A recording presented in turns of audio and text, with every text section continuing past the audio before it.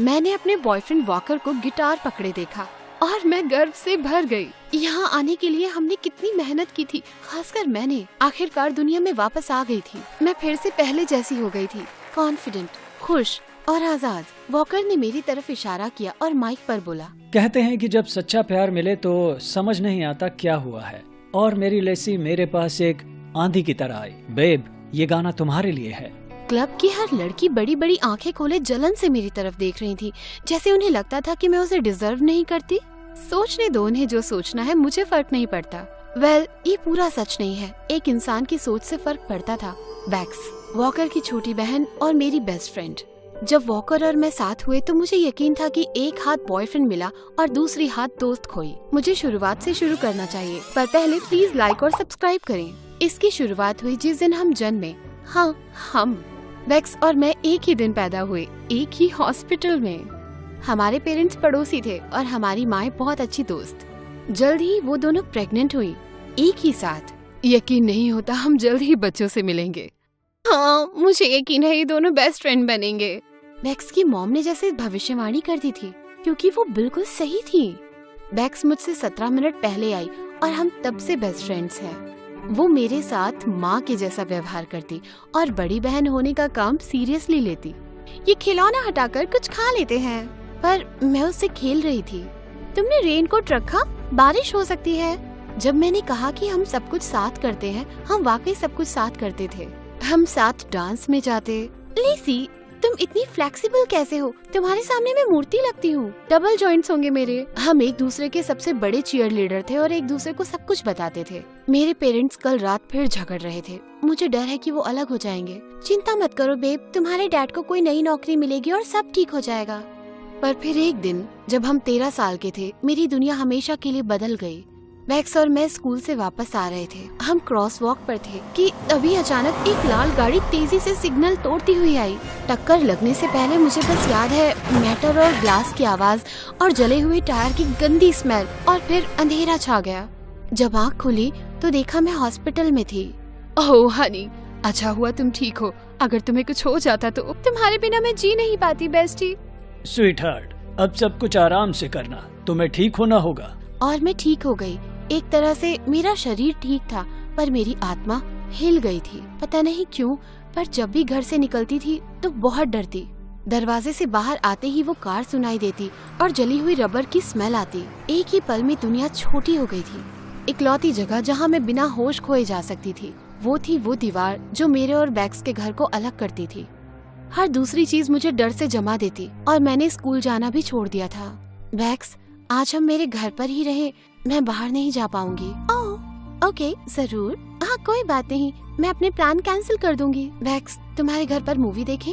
मैंने सोचा हम मॉल जाएंगे। मैं सच में कहीं नहीं जाना चाहती। शायद तब से बैक्स मुझसे नाराज रहने लगी और मुझे बुरा लग रहा था। मैं ऐसी होना नहीं चाहती थी। पूरी जिंदगी घर में बंद नहीं रहना चाहती थी, पर वहाँ सब सेफ लगता था, कम से कम मुझे तो। पर बैक्स, उसे शायद ये जेल लगती होगी। अब हम कुछ करते ही नहीं है। ये बोरिंग है लेसी। कितना कुछ है करने को, देखने को बाहर।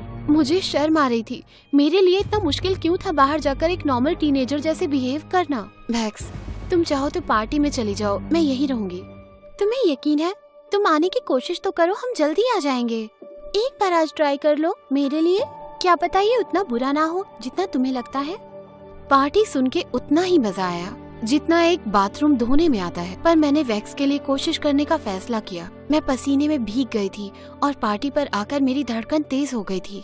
पर मेरे स्कूल के दोस्त मुझे देखकर खुश थे और मैं भी थोड़ा रिलैक्स करने लगी। मैं एक कोने में बैठ गई। डांस फ्लोर पर जाने की हिम्मत अभी भी नहीं थी। शायद वैक्स सही थी, ये उतना भी बुरा नहीं था। पर तभी ड्रिंक्स कैरी करता हुआ वेटर फिसला और सारा सामान तेजी से जमीन पर गिर गया। ग्लास टूटने की आवाज से मैं घबरा गई। मैं टेबल के नीचे घुसकर अपने हाथों से सर पकड़कर जोर से रोने लगी। अचानक वहाँ शांति छा गई और बैक्स ने मुझे निकालने की कोशिश की, पर मैं हिल भी नहीं पा रही थी। हार कर उसने मुझे लेने के लिए मेरे पेरेंट्स को बुलाया। लेसी, मुझे माफ कर दो, मुझे पता नहीं था। मैंने तुमसे कहा था कि मैं बाहर नहीं जा सकती, और अब चीजें और बिगड़ गई हैं। सबको लगता होगा कि मैं पागल हूँ। मैं तुम्हें रोक नहीं रही हूँ बैक्स, तुम्हें पार्टी में जाना है तो जाओ, मैं बुरा नहीं मानूंगी। ठीक है फिर मैं जाऊंगी। कुछ दिनों बाद मैं बैक्स के घर गई, पर उसकी जगह उसका भाई वॉकर मिला। वो मुस्कुराया और उसके गाल के डिम्पल से मेरा ध्यान भटक गया। हे लेज, बैक्स यहाँ नहीं है। वाओ, वॉकर इतना हॉट कब से हो गया? वो अक्सर गैरेज में अपने बैंड की प्रैक्टिस करता था। वो काफी बदल गया था। हाँ, मैं भूल गई थी कि वो बाहर गई है। कुछ हुआ है क्या? थोड़ी उदास लग रही हो। मैं बस बोर हो गई हूँ। हाँ, मैं भी। अंदर आओ। यहाँ से सब शुरू हुआ। उस रात मैंने और वॉकर ने बातें की।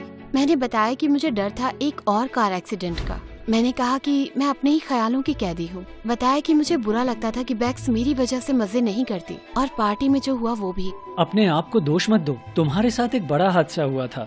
ठीक होने में समय लगेगा। और बैक्स की तुम चिंता मत करो, वो तुम्हारी फ्रेंड है, हमेशा साथ देगी। वॉकर की बातें सुनकर अच्छा लगा। सही कह रहे हो वॉकर, पर मैं भी क्या करूँ? कभी कभी लगता है कि जैसे मैं दूसरे प्लेनेट से आई हूँ। पक्का स्कूल में तो सब मुझे बिल्कुल पागल समझते होंगे। तो तब वॉकर ने अपना गिटार उठाकर बजाना शुरू कर दिया। जो सोचना है सोचने दो लोगों को, तुम बस अपने बारे में अच्छा सोचो। और बता दूं, मुझे लगता है तुम बहुत अच्छी हो।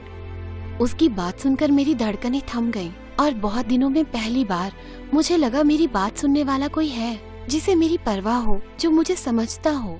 अगली बार जब बैक्स मिलने आई, मैंने वॉकर की बात करने की कोशिश की। तुम्हारे भाई को उस दिन पोर्च पर गिटार बजाते देखा। काफी अच्छा बजा लेता है और काफी क्यूट भी है। हाँ, अच्छा है वो, पर मेरे पेरेंट्स को लगता है कि ये छोड़कर उसे पढ़ाई पर ध्यान देना चाहिए। एक मिनट रुको, तुम्हें वो क्यूट लगता है? हाँ, बस थोड़ा सा नोटिस किया है। मेरी खिड़की से बुरा नहीं लगता वो। तुम्हें पता है ना, उससे दूर रहना है, क्योंकि पिछली बार जब उसने मेरी दोस्त को डेट किया था और फिर उसे छोड़ दिया, उसने मुझसे बात करना बंद कर दिया। इसलिए मैं नहीं चाहती वो मेरी किसी भी दोस्त के पास भटके। मुझे ये सब पता है बैक्स, चिंता मत करो। लेकिन फिर मैं बैक्स के जाने का इंतजार करने लगी, ताकि मैं वॉकर के साथ वक्त बिता सकूं। एक पल को लगा कि मैं उसे धोखा दे रही हूँ, लेकिन एक एहसास मुझे बांधे हुए था। एक ऐसा एहसास जो मुझे वॉकर की आंखों में दिखता था। और ज्यादा वक्त नहीं लगा, देखते ही देखते वॉकर भी इसी एहसास में बंध गया। इतने सालों में मुझे पता ही नहीं चला कि तुम इतनी कूल हो। बैक्स ने तो तुम्हें छुपा के रखा था। वॉकर और मैं अब और भी ज्यादा वक्त साथ में बिताने लगे थे। उसने मुझे बताया कि वो एक फेमस सिंगर बनना चाहता था, लेकिन उसे नहीं लगता था कि उसके परिवार में कोई उसे सपोर्ट करता है। लेकिन मैं करती हूँ। कोई तुम्हें नहीं बता सकता कि तुम्हें कौन से सपने देखने चाहिए वॉकर। तुम जो चाहो वो करो। मैं जानता हूँ कि मेरी बहन को ये बात अच्छी नहीं लगेगी, लेकिन मुझे लगता है कि तुम मुझे समझती हो। मुझे लगता है जैसे हमारा रिश्ता कुछ अलग है। वो आगे आया और एक ही पल में उसके होंठ मेरे होंठों पर थे, और जो भी टेंशन मुझे फील हो रही थी सब धुंधली हो गई। मुझे सितारे दिखने लगे, मेरे घुटने जवाब दे रहे थे और मेरा सर घूमने लगा। वो, तुम परफेक्ट हो। लेकिन मेरे दिमाग में बस एक ही बात चल रही थी, बैक्स हमें मार देगी। वॉकर, हम ये नहीं कर सकते। बैक्स मेरी बेस्ट फ्रेंड है। तो क्या, इसे यूं ही मत जाने दो। ये हमारे लिए अच्छा हो सकता है, क्या तुम्हें नहीं लगता? उसके हाथ मेरे गालों पर थे और मैं फिर उसकी आंखों में खो गई थी। एक और किस के लिए आगे बढ़ ही रही थी कि ये क्या चल रहा है यहाँ। मैंने वॉकर को ऐसे दूर किया जैसे कि वो आग हो। बैक्स, मैं समझा सकती हूँ। क्या समझाओगी? कि कैसे तुम मेरे भाई के ऊपर गिरी पड़ी जा रही हो? मैंने तुम्हें बताया था कि ये मुझे कतई मंजूर नहीं। वही रहो। ऐसा लग रहा है जैसे तुम दोनों ने मुझे धोखा दिया है। मैं तुम दोनों को देखना भी नहीं चाहती, कभी भी नहीं। बैक्स वहाँ से भाग गई और मुझे ऐसा लगा जैसे मेरा दिल टूट गया हो। मैंने वॉकर की तरफ देखा, लेकिन मेरे दिल में इतना दर्द था कि मैं कुछ बोल ही नहीं पाई, और मैं वहाँ से भाग गई। मैं घर भागकर अपने बेडरूम में पहुँच गई और फिर वहीं रही कई दिनों, हफ्तों तक। मैंने बैक्स को बहुत मिस किया, और मैं ये मानना तो नहीं चाहती, पर मैं वॉकर को भी मिस कर रही थी।